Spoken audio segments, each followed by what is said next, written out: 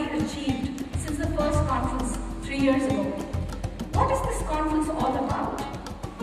Simply put, building relationships, creating a safe space for open dialogue and improved communication, and working together for a common goal is what this conference is mostly about. This year we really want to look at, as mentioned earlier, a community development strategy towards addressing family violence. We had record attendance this year. We had over 160 agencies registering for this conference, over 145 different communities represented here, and total registration for this year was over 400 people.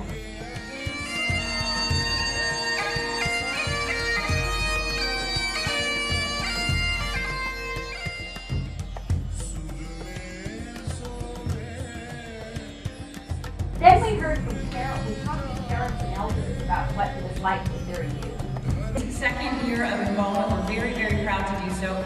Our mission at CBC Radio, Online and Television always is to connect and reflect all the stories, all the issues coming out from our various communities here in the GTA. This is an important one, it's an emerging one, it's one we're learning more about, and the way that we do that, these conferences like this that bring together all levels of government, people from medical and health backgrounds, and people just in the community, and start this dialogue, start what our theme is, which is together we can make a difference. So thank you all for being up here. It's an early start, and I appreciate your participation today. Our own connections with police that they were not actually safe. So the problem now is that while they're making their claim, they're having to rebut this presumption already that their state is safe.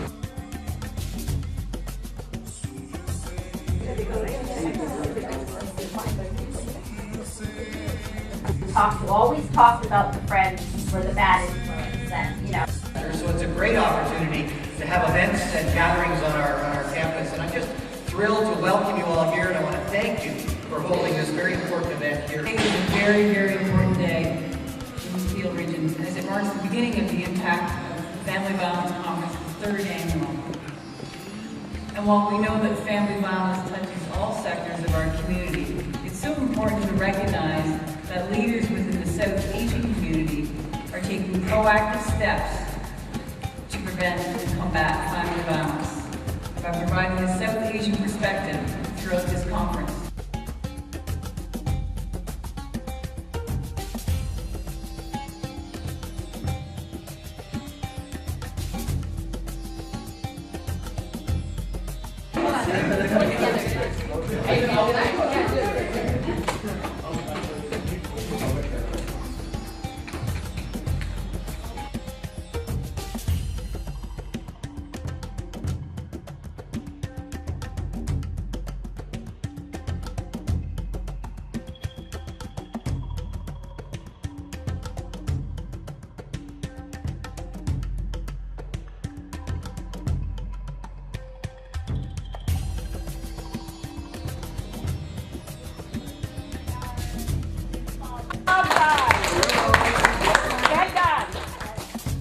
I think it's really important to bridge some of the understandings that people bring with them when they come to Canada about violence with some of the realities that they face here. And on Minister Rhoden's behalf and on behalf of everyone in the Ontario Women's Directorate, I would like to commend the Social Services Network for pulling together such an interesting agenda and speakers and taking such a multi-sectoral approach to this issue, which is, I think, the way we all need to go in addressing it.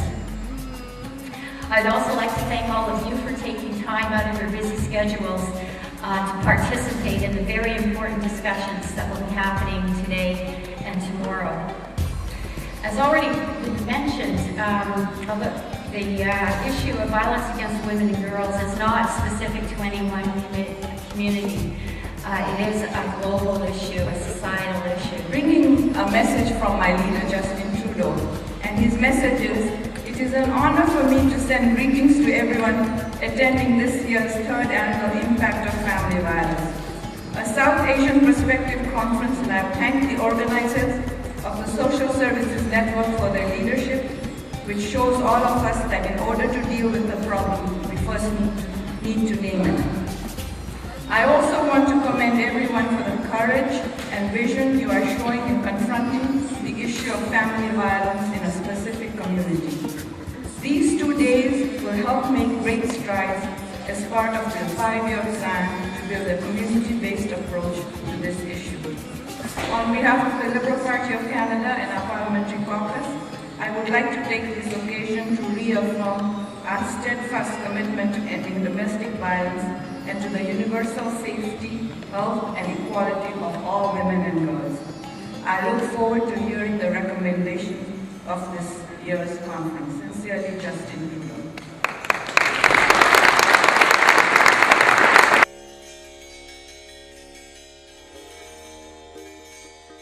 In today's society and certain cultures, there is a perception that beating a woman is acceptable.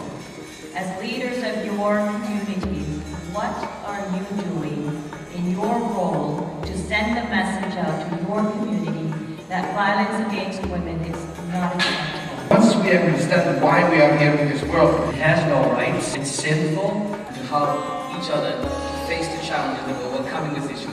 So be love, be in love, and connect the community to the mainstream movements, I guess, against violence against women and just women's rights in general. Wonderful. And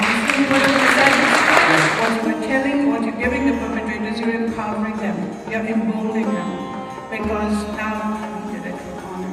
And you put the blame on the victim, because if only she was honorable, this wouldn't happen. So he victimizes her, and then we, as a society, re-victimize them by using labels like that. And so it is not something that we should take lightly. Film that will confuse audiences across the nation. But Dad, a skirt that comes to my ankles is considered conservative here. Have you ever seen what girls wear during the summer? But I just don't want boys objectifying you.